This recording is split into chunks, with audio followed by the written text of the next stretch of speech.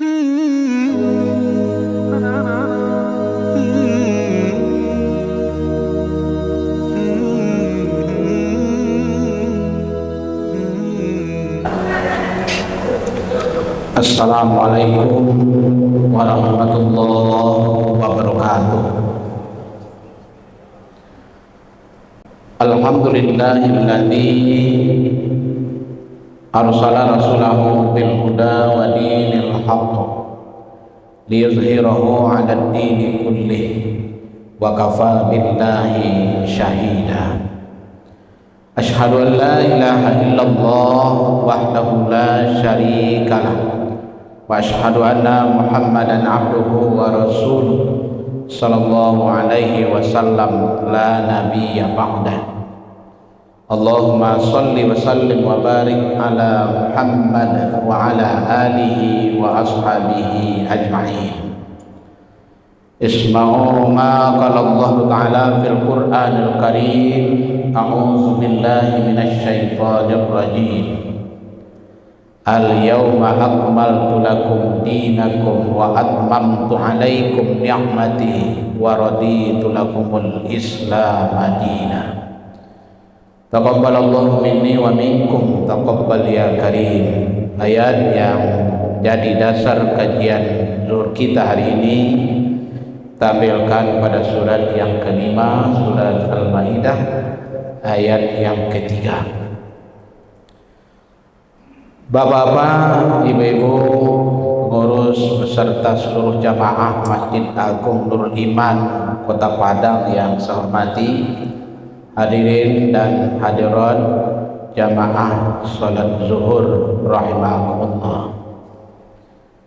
Hari ini tanggal 14 Agustus 2024, 3 hari lagi kita akan berada pada tanggal 17 Agustus 2024. Kita kenal tanggal 17 Agustus adalah hari ulang tahun kemerdekaan Republik Indonesia.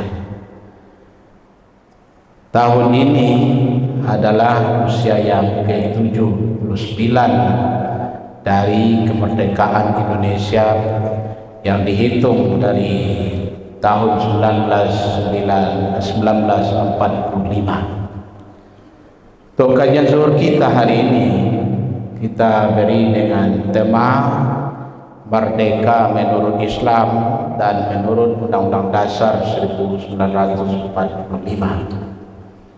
Pertama, makna merdeka. Kalau kita lihat di dalam Kamus Besar Bahasa Indonesia, makna merdeka di sana adalah bebas, lepas, tanpa paksaan dan penindasan. Berarti orang yang merdeka itu adalah orang yang bebas dari pemaksaan, penindasan dari kehendak pihak-pihak yang menjadi penjajah, baik itu berada di luar dari negeri kita ataupun yang berada di dalam negeri kita. Kemudian kita lihat juga pendapat seorang ahli tafsir yang berkebangsaan Tunisia bernama Ibnu Ashur, ditulis di dalam buku Maqasid As-Syari'ati Al-Islamiyah. Ada 2 makna merdeka yang dikemukakan oleh Ibnu Ashur. Pertama, merdeka itu lawan dari perbudakan. Orang yang masih dalam kondisi dirinya sebagai budak, tentu ini orang tidak disebut orang yang merdeka. Ini yang dikatakan dalam ayat wa ma adraka mal aqabah, dan tahukah kamu apa itu jalan yang sulit dan mendaki itu? Fakur raqabah, yaitu membebaskan orang dari perbudakan. Au it'amun fi yaumin zi maswabah, memberi makan ketika orang membutuhkan. yatiman za maqrabah, yaitu orang yang selalu peduli dan dekat dengan orang-orang yatim, orang miskin. Yatiman za maqrabah, dan peduli kepada orang-orang miskin. Berarti ketika sulit orang secara fisik untuk memenuhi kebutuhan makannya, maka dia dikategorikan sebagai orang yang belum merdeka sesungguhnya. Maka orang yang merdeka itu adalah orang yang ketika sangat mudah dia memenuhi kebutuhan, baik itu untuk kebutuhan secara fisik berupa makan ataupun kebutuhan secara rohani, berarti kebutuhan secara memenuhi spiritualnya. Yang kedua, makna merdeka itu adalah orang yang bebas dari penindasan dan pemaksaan, sekaligus bebas dari perbudakan dari orang-orang yang menganggap bahwa ada orang yang menjadi budak daripada manusia. Dalam persoalan ini kita teringat ketika Rasul suatu kali mengirim sebuah surat kepada seorang raja Najran. Isi surat Rasul itu, pertama, saya menghimbau kepada kalian semua, kata Rasul, untuk bangsa Najran.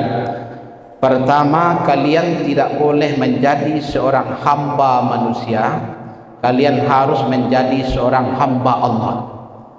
Apabila kalian menjadi seorang hamba manusia, berarti kalian bukanlah orang yang merdeka, kalian adalah orang yang terjajah. Maka sebutan orang yang berhamba kepada Allah disebut dengan Abdullah atau hamba Allah. Maka ini juga yang disebut di dalam solat kita ketika membaca surat Al-Fatihah, iyyaka na'budu wa iyyaka nasta'in. Hanya kepada Engkau ya Allah kami menghamba, dan hanya kepada Engkau ya Allah kami minta pertolongan. Berarti penghambaan yang sesungguhnya itu hanyalah kepada Allah, tidak kepada selain Allah. Berhamba kepada selain Allah berarti kita tidak dalam keadaan merdeka. Yang kedua, isi surat Rasulullah kepada Raja Najran itu adalah bahwa kalian itu bukan berasal dari kekuasaan manusia, tapi kalian itu adalah berada dalam kekuasaan Allah Subhanahu wa taala. Karena apapun yang kalian lakukan di dalam hidup ini, itu semuanya terjadi karena Allah memberikan kekuasaannya kepada kalian, sehingga kalian bisa untuk melakukan. Manusia tidak bisa memberikan kekuasaan itu, kekuatan itu. Yang bisa memberikannya itu adalah Allah saja. Maka kalian sesungguhnya adalah seorang hamba yang berada pada penguasaan Allah, bukan berada pada penguasaan manusia. Nah, dari ayat ini, kemudian dari surat Rasul ini langsung Raja Ibnu Ashur membagi itu merdeka itu kepada 4 poin. Merdeka secara bahasa Arab disebut dengan hurriyah. Hurriyah itu artinya merdeka. Nah, oleh Ibnu Ashur ada 4 macam bentuk kemerdekaan. Pertama disebut dengan al-hurriyah al-i'tiqad, yaitu merdeka kita dalam menjalankan agama. Undang-Undang Dasar 1945 pasal ke-29 pada ayat 1 dikatakan bahwa bangsa Indonesia bebas memeluk agamanya masing-masing, atau bangsa Indonesia berdasarkan kepada ketuhanan yang Maha Esa. Nah, kalau begitu orang yang hidup di Indonesia adalah orang yang beragama, orang yang bertuhan. Tidak dibenarkan hidup di Indonesia orang yang tidak punya agama dan tidak punya Tuhan. Tentu bagi orang Islam, tentu agamanya adalah Islam. Bagi yang lainnya itu bagi orang muslim tentu Islam, bagi yang lain itu tentu sesuai dengan keyakinan dan kepercayaan. Dan pada ayat yang kedua, memang setiap warga negara itu dijamin untuk melaksanakan agamanya sesuai dengan kepercayaannya masing-masing, dan juga diberikan kebebasan melakukan ibadah menurut agamanya. Nah, tentu kita akan mengkaji, tentu bukan pada agama lain, tentu pada agama kita adalah Islam. Kalau Islam berdasarkan ketuhanan yang Maha Esa, Tuhan kita adalah Qul huwallahu ahad. Katakanlah Dia Allah yang bersifat ahad. Dan ketika Islam itu disampaikan, Islam tidak pernah memaksakan Islam pada orang lain. Dalam surat Al-Baqarah 256 itu dikatakan la ikraha fiddin, tidak ada paksaan kamu itu masuk ke dalam agama Allah. Tapi ketika berada pada agama Allah itu mesti tunduk dan patuh kepada agama Allah. Yang kedua, memang ada namanya al-hurriyah an-aqwal. Itu adalah kebebasan kita untuk berserikat, berkumpul dan mengeluarkan pendapat. Itu memang dijamin oleh undang-undang. Yang kemudian yang ketiga adalah al-hurriyah al-ilmi wa ta'lim. Kebebasan kita untuk mendapatkan ilmu, mengajar dan mendapatkan ilmu, dan ini juga dijamin oleh undang-undang pasal yang Undang-Undang Dasar 1945 pada pasal 31 itu dikatakan bahwa setiap warga negara itu berhak untuk mendapatkan pendidikan. Maka ketika ada bahagian daripada anak negara tidak mendapatkan pendidikan, berarti ini sudah melanggar daripada undang-undang itu sendiri. Yang terakhir itu adalah bebas wal akmal namanya. Bebas kita dalam bekerja, berwirausaha, dan itu pun dijamin oleh undang-undang. Dan bisa satu pun warga negara ini yang dibatasi dia untuk bekerja, apalagi kalau dia menjadi orang miskin karena dia tidak dapat pekerjaan. Itu bisa juga kita lihat di dalam Undang-Undang Dasar pasal 27. Sementara agama kita mengatakan dalam surat At-Taubah ayat yang ke-105 itu wa qul ya'malu fasayarallahu amalukum wa rasuluhu wal mu'minin. Maka bekerjalah kamu. Berarti di sini perintahnya tidak boleh kita berpangku tangan, mesti bekerja. Kenapa? Karena hasil pekerjaanmu itu akan dilihat oleh Allah, dilihat oleh Rasul, dan akan disaksikan oleh orang-orang beriman. Jadi antara yang diundang-undangkan pada Undang-Undang Dasar 1945 dengan ajaran Islam sebenarnya itu sangat terintegrasi sekali, sangat berhubungan. Maka ketika memproklamirkan kemerdekaan pada alinea ketiga memang dikatakan bahwa kemerdekaan itu diperoleh adalah atas berkat rahmat Allah yang Maha Kuasa. Karena Allah memberikan kesayangan, sehingga apapun yang ada dalam Al-Quran, di dalam undang-undang sebenarnya tidak bertentangan dengan apa yang ada di dalam Al-Quran itu sendiri. Ini saja barangkali yang bisa saya sampaikan, yang benar dari Allah, yang salah dari saya mohon maaf pada Bapak dan Ibu semuanya atas kesalahan. Kalau yang benar itu datangnya daripada Allah.